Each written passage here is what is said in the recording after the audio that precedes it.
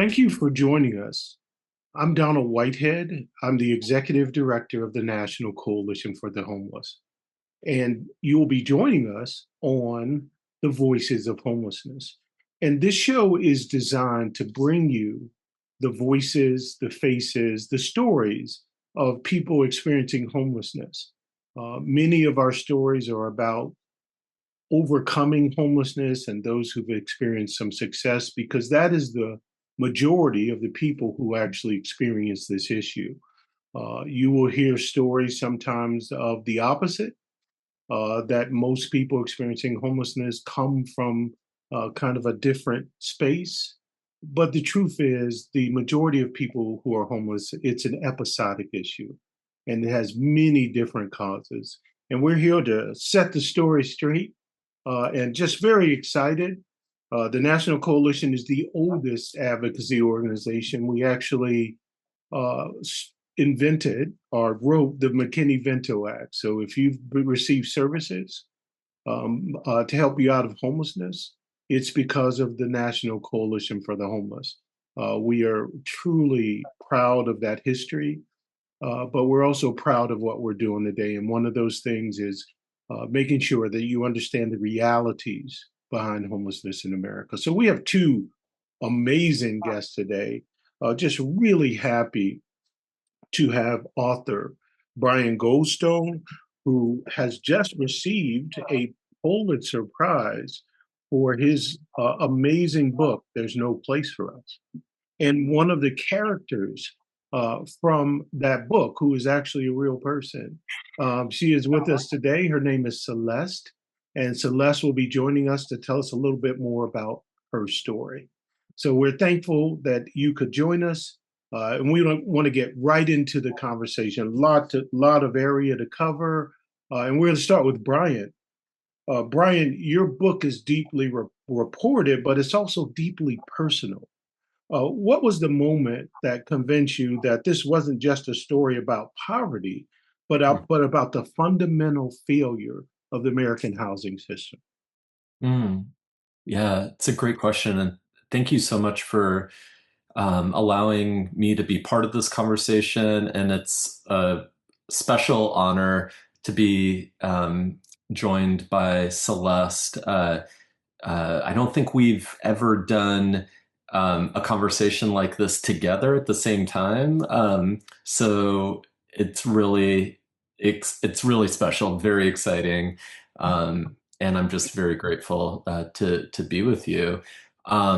So the moment where I realized that this wasn't, as you put it, just a matter of poverty, but something truly systemic, something truly broken in, I wouldn't just say in our housing system, but in our society, was it actually came very early on when my wife, who's a nurse practitioner, her name's Elaine, she was working as a nurse practitioner at a community health center in Atlanta called Mercy Care, and we share a car. So every day I was picking her up from work. This is many years ago now. This is around 2018, I believe. And she was telling me about this trend that she was seeing where one patient after another, they were, working at Walmart, they were working in Amazon warehouses, they were driving for Uber and Lyft. One man was even helping build sets for Atlanta's burgeoning film industry.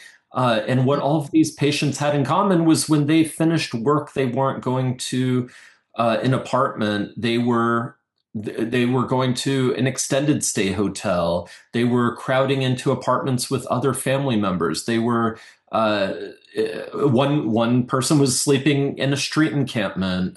They were sleeping in their cars. So when she told me about that, I, like many people, I I have always wanted to learn more about homelessness. What is this thing that so many of us have been led to believe is just this kind of permanent, intractable feature of the American city?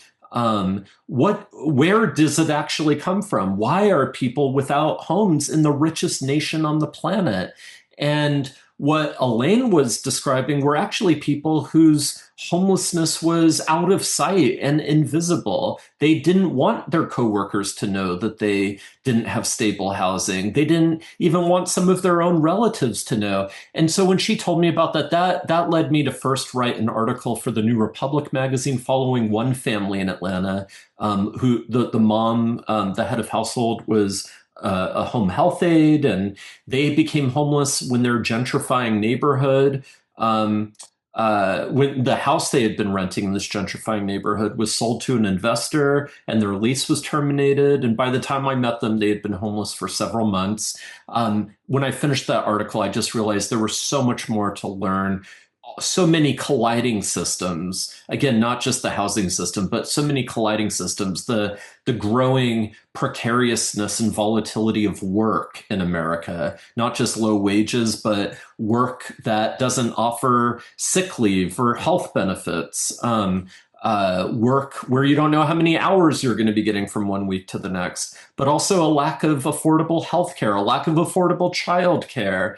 All of these things coming together to make this crisis not only possible, but arguably predictable and inevitable. And yeah, and ultimately, to your question about poverty, a really astonishing realization for me was when I realized that this crisis of the rise of housing insecurity, the rise of homelessness among people who are working not just one job, but sometimes multiple jobs, the rise of a crisis where addiction, mental health issues are just as often the consequence of this insecurity as the cause. That this wasn't a crisis of poverty in the way we've been taught to think of that. It's actually a crisis of prosperity, a particular kind of prosperity, where all of this insecurity is just flourishing not in the poorest areas of the country, but in the richest, most rapidly gentrifying, most rapidly developing parts of our country. And so that felt very counterintuitive, but also really profound. Awesome. A lot of really important topics in that answer to the question. One that I'll ask you, and then we'll go to Celeste, is of all the things you encountered as you were doing this book, as you interviewed people, as you spent, really quality time in their lives, what was most surprising to you, and what do you think would be surprising to some of the policymakers? I think you've touched on some of it, but anything to add to that question? Well, I mean, this book is only possible because Celeste and the other four families who I didn't just follow, but kind of immersed myself in their lives as much as I possibly could for several years because of their generosity, because of their almost miraculous trust in the process that somehow allowing me in this way would allow readers to encounter the reality of what people are facing, often in the shadows and in this very invisible way. And in the intimacy of that process, there were so many things just on a personal. I mean, with Celeste, I can't tell you. I mean, just how in awe I was constantly of her specific strength, just I mean survival skills, just learning in this very improvised way to to roll with what was coming her way. I mean, at one point in the book, Celeste begins a kind of restaurant out of her room at this awful extended stay hotel, and creating her own business. And then when the pandemic caused all the daycares to close, she started operating a kind of daycare out of her room. I mean, just totally incredible ingenuity, just power, the power of Celeste, the power of these other families, and how, despite these overwhelming odds, just displayed incredible strength. On a more kind of macro systemic level, I would say one of the things that was just stunning to me was how much money is being made off people's insecurity, off of their desperation, that this isn't just about, okay, we don't have enough affordable housing units to meet the need, and so we have to make these numbers add up. There is a lot of capital, a lot of money invested in ensuring that this suffering not only continues but is exacerbated. I'm sorry, Mhm. and that was surprising to me, honestly. Just, there's that famous line from James Baldwin about how extremely expensive it is to be poor in America. And I think what Celeste's story and so many other stories demonstrate is the flip side of that, how profitable, how lucrative this insecurity has become, where financial institutions, where Wall Street investors, private equity firms are actively, buying up these extended stay hotels where people, when they lose their housing, are forced to go. And the conditions are abysmal, and yet the prices keep going higher and higher. And so that was really surprising to me. Just, that homelessness in this country really has become big business in a way. It's amazing. There's a story last week. You'll find this kind of really in line with some of the things that happened during the book.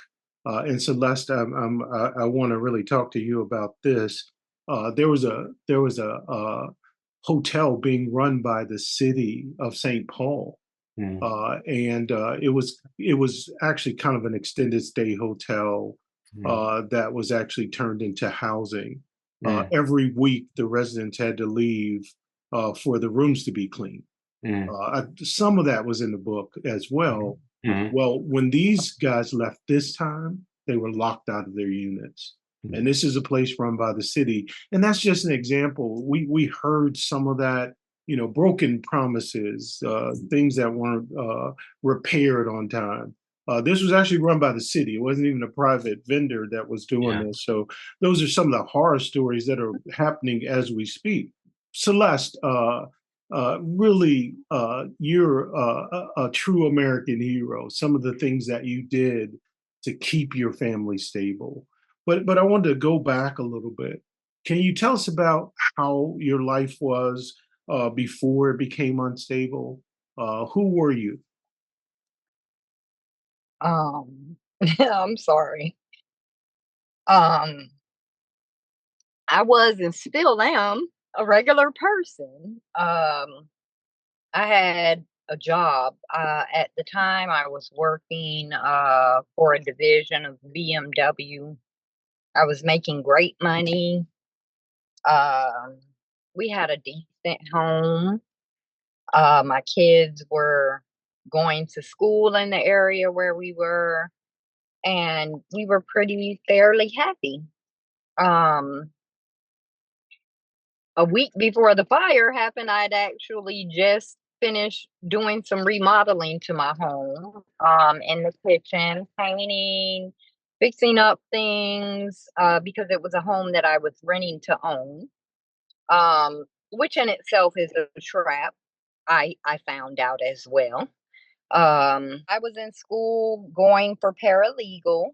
Um, I was working, like I said, for a division of BMW. I was making decent money. I had a small amount of savings because I was at a point in my life where I was repairing my credit. I was rebuilding my life just from, relocating to Georgia and trying to make a better situation for my family and I. And felt that I was on the right track.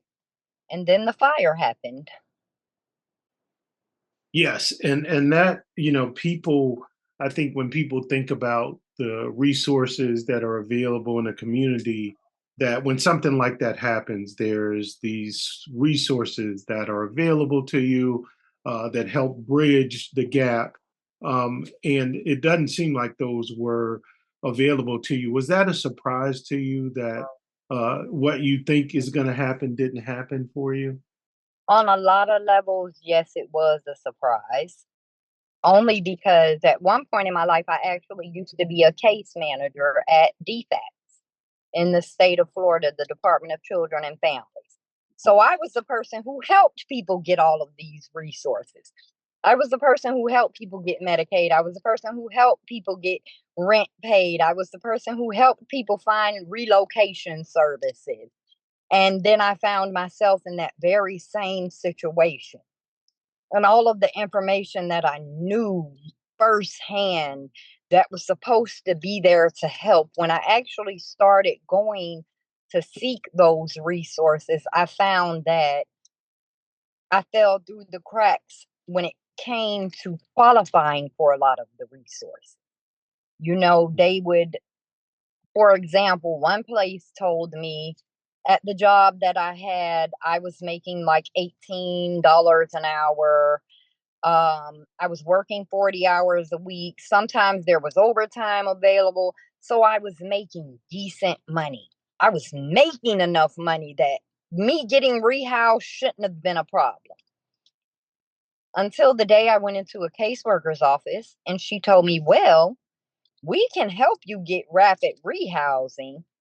However, you got to participate in these programs in order to get the rapid rehousing. But since they conflict with your work schedule, quit your job and we'll help you find another job. But what sense does that make? Because I need the job. I need at least 3 months worth of paycheck stubs. I need to be making at least 3 times the rent. And I'm doing all of that.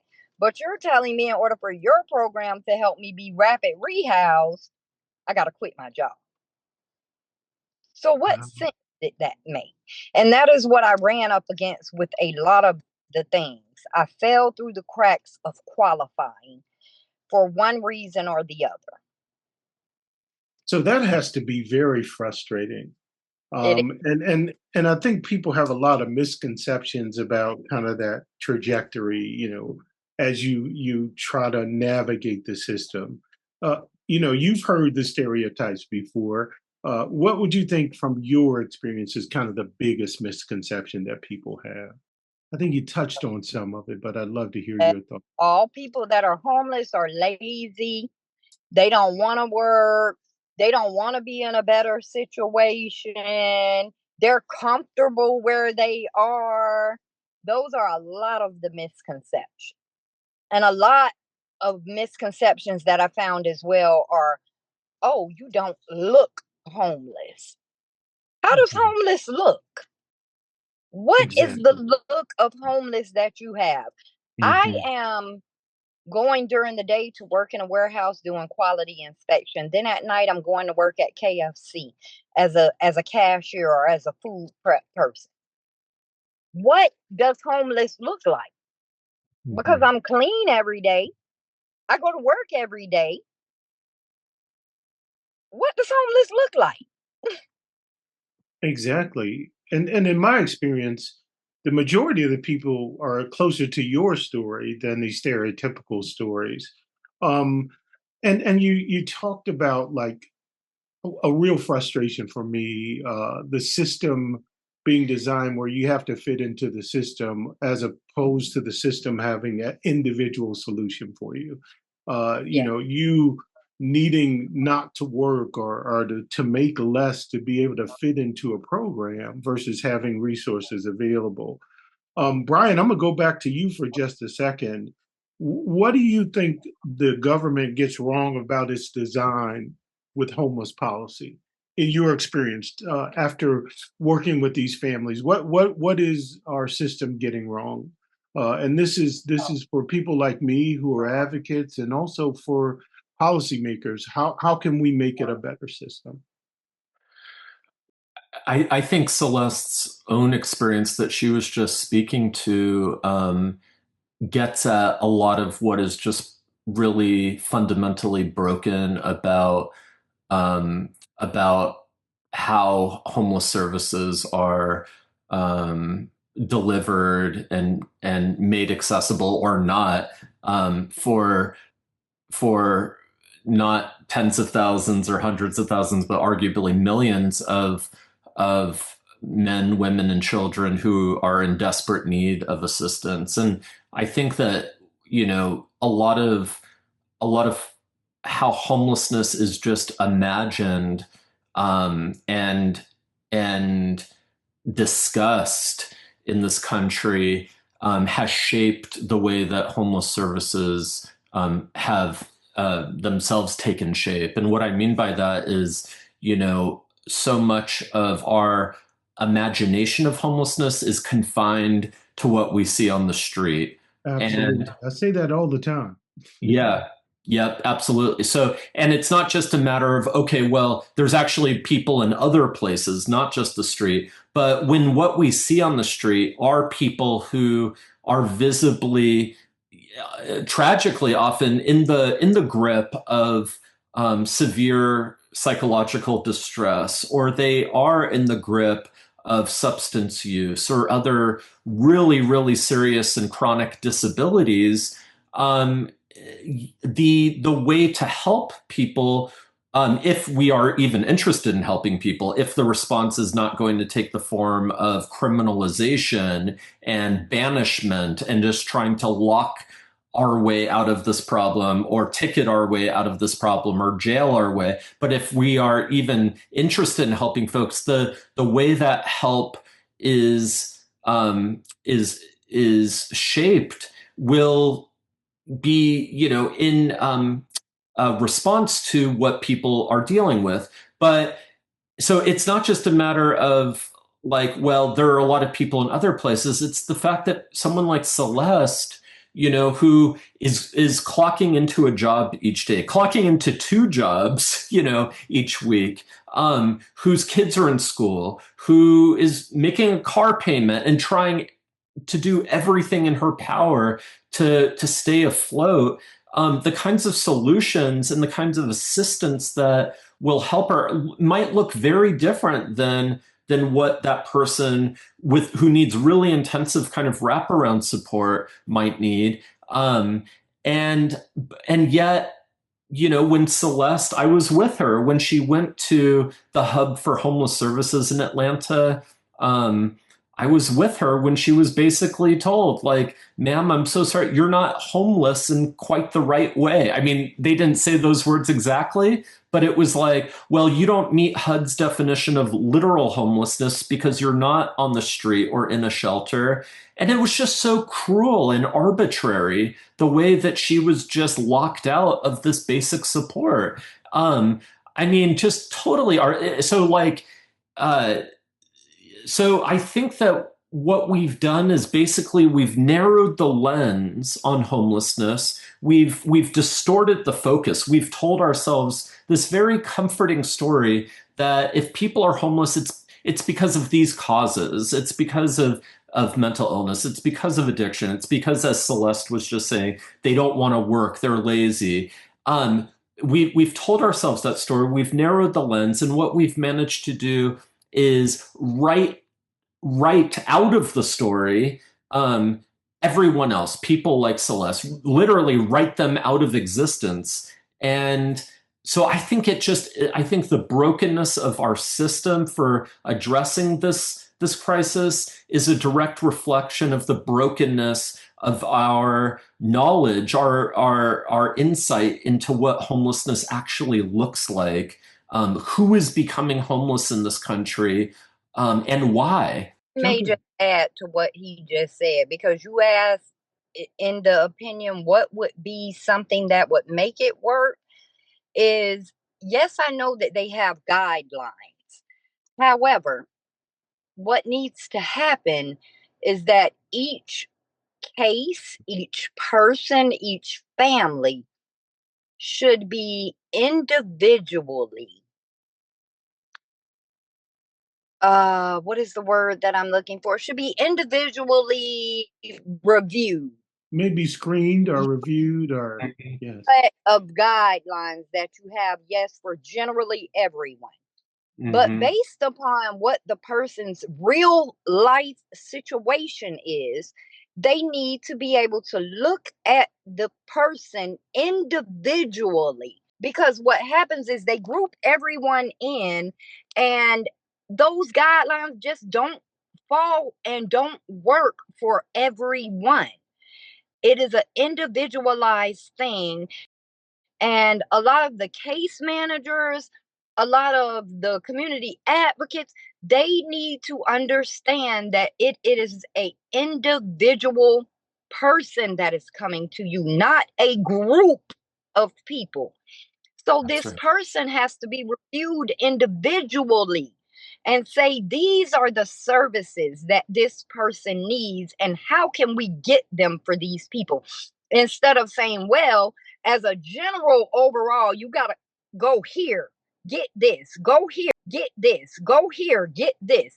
I spent so many days getting up at 3 o'clock in the morning, sitting in front of places like Gateway here in Atlanta on, for hours, being the first or second person in the line, only to go inside and be told within a 5 or 10 minute period, oh, you don't qualify. Hmm. How did you Mm. determine I didn't qualify? You said I needed a job. You said I needed to have 3 times the income. You said I needed this, and I have all of those things. So why don't I qualify? And nobody could ever clearly define reasons to me why I didn't qualify. Well, you And answered one of my questions, and that was what policy, if there was one policy, what would it be? And you talked about individual case management, screening, whatever term we want to use with that. I think the other thing is, we need more prevention. We need to catch people before they start down this cycle, because once you get there, it's really hard to get out. But I think with your story, it's a real story of resilience. And I think people would be really, people, if they, people need to read this book first of all, and they'll be really proud. Tell us, like, what was your proudest moment? What do you look back on and say, this defined me, this really made me believe in myself, and allowed me to use that belief to support my family? Were there moments like that? And I guess the other question were there any times where there were kind of acts of kindness within that system that you would talk about? throughout the whole time that I was homeless, what made me feel the best, what made me be able to survive through it all, was the massive amount of people outside of myself that depended upon me, that looked to me for help, that looked to me for advice. Because even when I didn't realize it myself, everybody else around me was drawing strength from me, Hmm. because I was the person that no matter what, I was going to find it out. I was going to find the resources, even if I couldn't take advantage of the resources. If you came to me and I could find it for you, I would. And that is what carried me through. That is what helped me the most. Those were my defining moments when we would have food trucks come out and some families weren't there, and the people would say, hey, we're going to leave all this stuff here with you so we can make sure it gets to the people. Those were my moments. Well, that is beautiful and amazing, and we really, certainly, I have so much respect for what you did, and those are the kind of things that really change communities and change the world, when we kind of take it upon ourselves to be the caretaker for others. And you certainly did that a number of times during the book, and I can hear the emotion in your voice as you talk about that. Brian, I'm sure you went through just a range of emotions. And so what part of this story frustrates you the most? I think you talked a little bit about the government, um, but what, as you've gone to conferences, and I would be remiss to say that Brian won a Pulitzer Prize for this book. So it's not only a great reading for those in the movement, but it's an amazing piece of work for the general public. So I implore you to read it if you can. listened to it on Audible, as I've done both of those. I was so I couldn't put it down, so I had to take it with me. But I wanted to hear from you, like, if you were really talking about how this book really moved you, what did it do to you as a person? Not as an author, not as a reporter, but how did it change you personally? Sounds like you had some pre kind of introduction to what was happening from your wife, but even when you get a pre-introduction, the reality of what's happening, and I can say that about my own personal life, it really changes you. What did it change for you personally, Brian? I wish I had a quick response to that question. I'm really still struggling to articulate, even now. The book's been out for over a year, really struggling to articulate the effect that this had on me.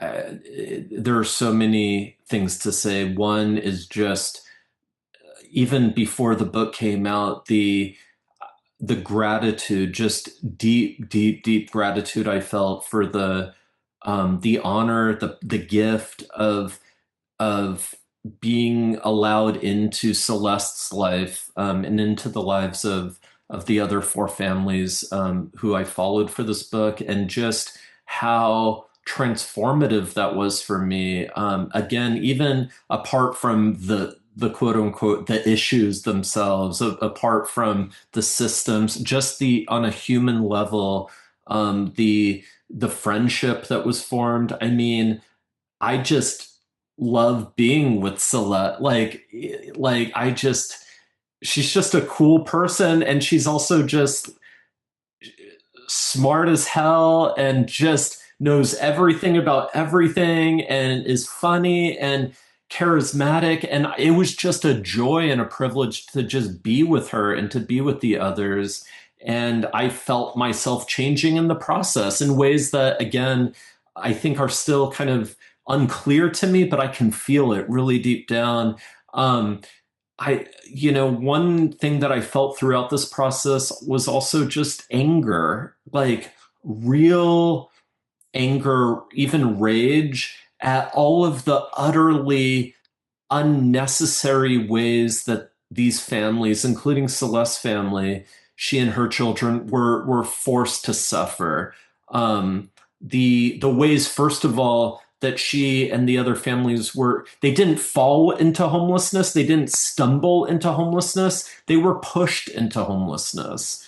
And beginning with that basic insight that this was something that was inflicted on them, made me very angry. And then in all these very micro, everyday ways, to see the toxic stress that Celeste, children were forced to endure, to see the conditions that they were forced to live in at this extended stay hotel, and in a rooming house that they ended up in, and these other places where it's just like, how is this actually happening? And so I think that the feeling of anger was the dominant. I mean, yes, there was grief, there were many moments of laughter, of joy, but above all, it was anger that we are just allowing this kind of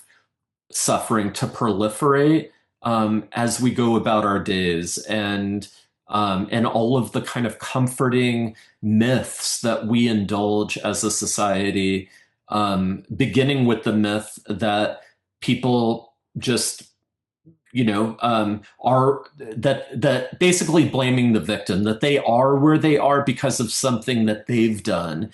And I call it a comforting myth because it allows us to avoid the really, really hard questions as a society, about what does it say about our country, about our economy, about how our economy works, where when someone like Celeste does go get a job, she never stopped working.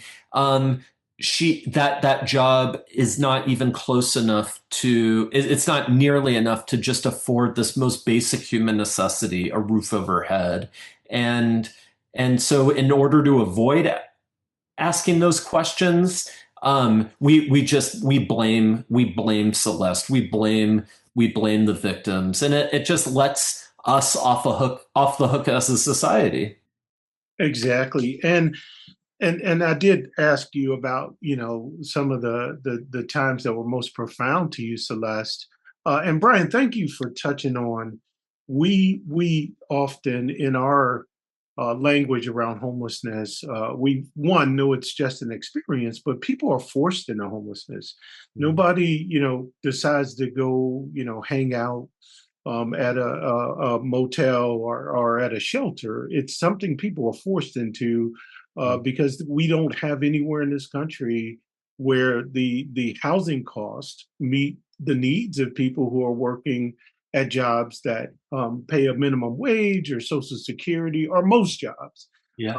especially a two-bedroom. So we haven't talked as much about the children. How are they doing, Celeste? Are they adjusting? We haven't talked about kind of what's going on now. If you're open to share that, we'd love to hear one how the kids are doing, because sometimes it can have long-term effects, and hopefully you're not seeing that. And kind of what's going on with you now, Celeste? Right now, I am actually living in a transitional housing program. Yes, I love that. Um, I am grateful for the housing. Um, However, it is definitely a program that we are the pilot families in this program. And so a lot of the resources that were promised to us going into this program have not been lived up to. We are supposed to be getting out of the program in December. My daughter and I are in the program. Um, if they told me to leave today, I don't know what I'd do. Mhm. As the program has not prepared us in any way to be able to leave. Uh, Mhm. Hmm. Not all transitional housing programs are this way. It just so happens that in the county where I live, this is a new transitional housing program, which, in my mind, one thing for transitional housing programs, it's a 12-month program, is not in any way, shape, form, or fashion a long enough time for people to come out of survival mode. And when I say survival mode, people don't realize that when you're homeless, your mind switches into this mode that by whatever means necessary. Which, like Brian said, I was working 2 and 3 jobs. I was selling food out of my room. I was babysitting people's kids. I was going to grocery stores for people. I was washing people's clothes and folding clothes. Whatever I could do that could put the dollar in my pocket to survive is what I did. Working in corner stores, cleaning the stores, people looking at me because physically I'm a very thin woman. And I had some dental issues. Right now, I'm going through getting new teeth, which I will have tomorrow. Amen. Thank you, Jesus. Amen. And people would prejudge me based on my appearance. So I went through being mistreated a lot by people. Oh, you gotta be on drugs. I'm not. I'm not on drugs. I go to work every day. I'm going through cancer treatment right now. Maybe that's why I'm sick and throwing up, and I still got to get up and go to work tomorrow morning. I don't have the luxury to sit down and have chemo one day and then not go to work the next day, because if I do that, I don't have anywhere to live. Mhm. So, it was harrowing even for my kids. I remember having my son um in 2019. No, it was 2020. I gotten a feeding tube because I have a stomach disorder called gastroparesis. Um and I remember my son sitting on the porch of the place where we were living then, and he said, in tears, broken down, crying, "Mommy, I love you. This is the first time in years that I didn't feel like I was going to lose you at any moment because you're healthy right." Mhm. And it broke me down. It tore me apart, but I couldn't let them see that. I still, no matter what, had to keep moving every day Mhm. because if I didn't, we didn't survive. So Mhm. in the long run, it's affected my kids. You know, Mhm. where we have therapy now, and everyone is trying to rebuild and make life better. And it doesn't get any easier because these are long-term wraparound services that people need. Yeah. They need the counseling. They need to learn about financial budgeting.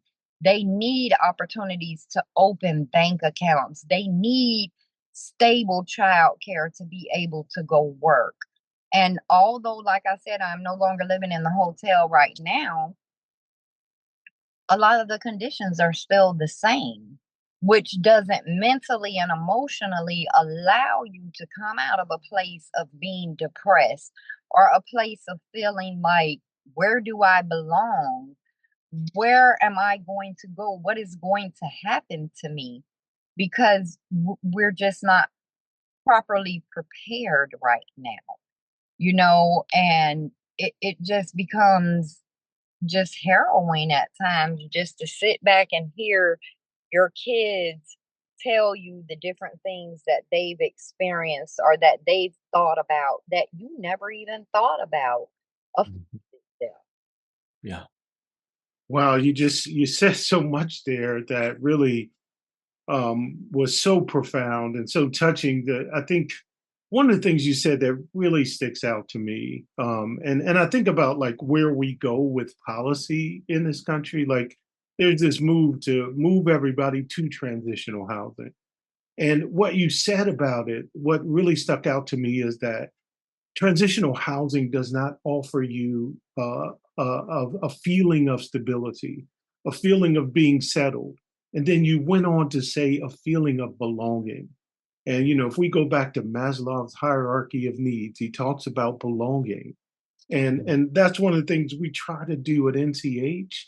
And we think of it from that perspective, because if you have a time limit without an introduction to what's next, it's really, really a tough place to be in.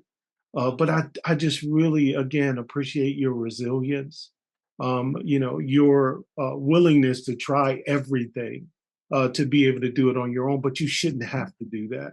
Our society we should have a place in our society that helps everybody, no matter what you're going through, to be able to get to that next step. And, Yeah. I go back to Brian, something you said too. Even if you did have a substance abuse or mental health situation, there should be a place for that. There should Mhm. be resources in place so people don't have to occupy the benches, streets, and sidewalks of our country. We should be taking care of those that have those issues. Donald, could I just speak to that super quickly? Because Sure, sure. as Celeste was just talking, it occurred to me that you had mentioned prevent